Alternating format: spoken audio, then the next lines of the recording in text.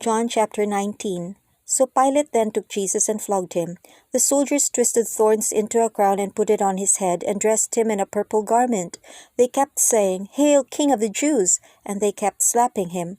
Then Pilate went out again and said to them, "Behold, I bring him out to you, that you may know that I find no basis for a charge against him." Jesus therefore came out wearing the crown of thorns and the purple garment. Pilate said to them, "Behold the man!" When therefore the chief priests and the officers saw him, they shouted, saying, "Crucify, crucify!"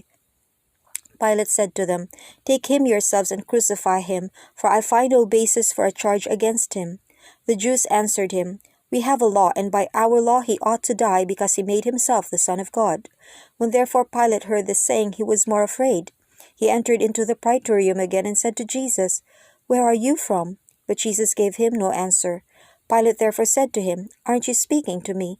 Don't you know that I have power to release you and have power to crucify you?" Jesus answered, "You would have no power at all against me, unless it were given to you from above. Therefore he who delivered me to you has greater sin." At this, Pilate was seeking to release him. But the Jews cried out, saying, "If you release this man, you aren't Caesar's friend. Everyone who makes himself a king speaks against Caesar." When Pilate therefore heard these words, he brought Jesus out and sat down on the judgment seat at a place called the Pavement, but in Hebrew, Gabbatha. Now it was the preparation day of the Passover at about the 6th hour. He said to the Jews, "Behold your king!" They cried out, "Away with him! Away with him! Crucify him!" Pilate said to them, "Shall I crucify your king?" The chief priests answered, "We have no king but Caesar."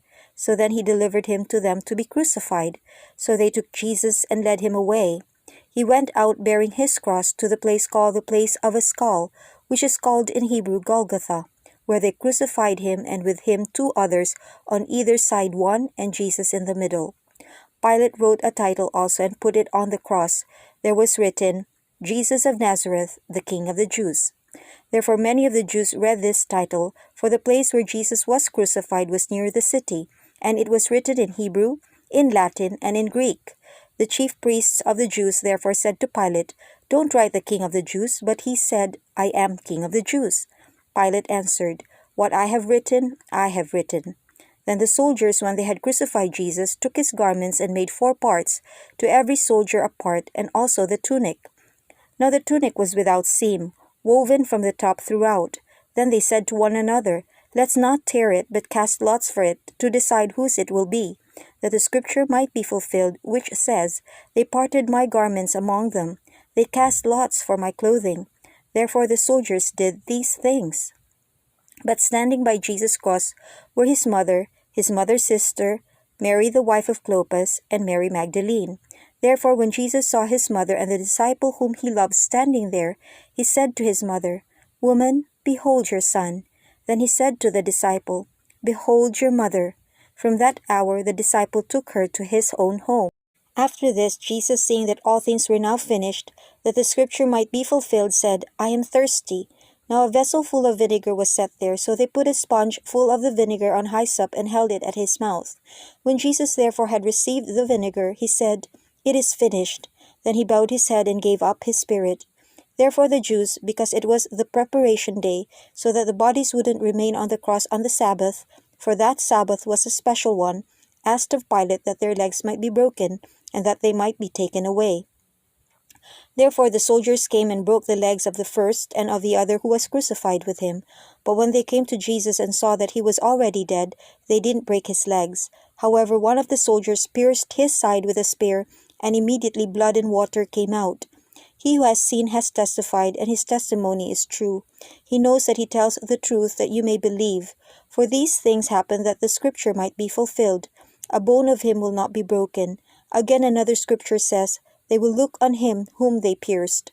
After these things, Joseph of Arimathea, being a disciple of Jesus, but secretly for fear of the Jews, asked of Pilate that he might take away Jesus' body. Pilate gave him permission. He came therefore and took away his body. Nicodemus, who at first came to Jesus by night, also came, bringing a mixture of myrrh and aloes, about 100 Roman pounds. So they took Jesus' body and bound it in linen cloth with the spices, as the custom of the Jews is to bury. Now in the place where he was crucified there was a garden. In the garden was a new tomb in which no man had ever yet been laid. Then, because of the Jews' preparation day, for the tomb was near at hand, they laid Jesus there. If you would like to listen to the daily reading of the Bible, please do subscribe and don't forget to click on the bell button for notification. Thank you for listening, and until next time, God bless you.